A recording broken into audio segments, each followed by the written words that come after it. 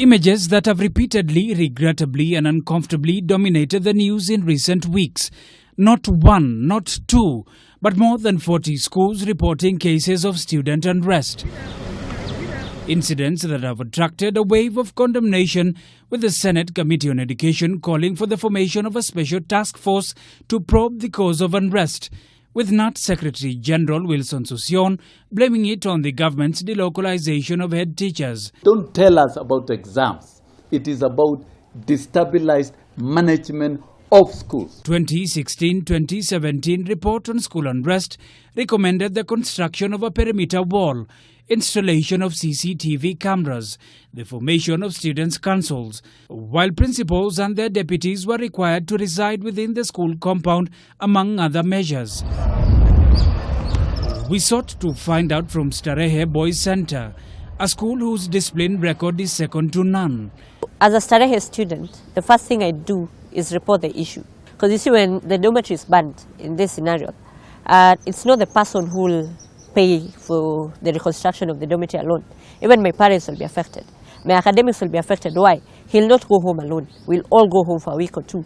And other schools are studying, you see. The school's prefectorial setup allowing students to ventilate during regular student barazas with the school administration. Shida huanza pale ambapo hakuna uhusiano. Sababu hapa walimu wetu ni kama wazazi wetu wa pili, kama wasemavyo. Kwa hivyo tunapoendelea kuhusiana nao kama wazazi wetu, si kama walimu.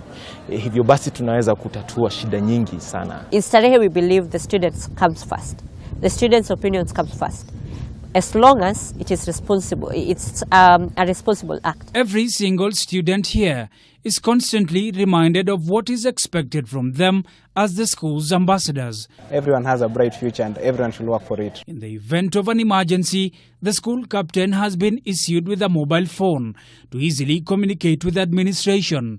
The phone is a school phone, it's not the school captain's phone. And the phone is used to communicate with the administration in case of, let's say, emergencies, or let's say an administrator wants to get in touch with a student.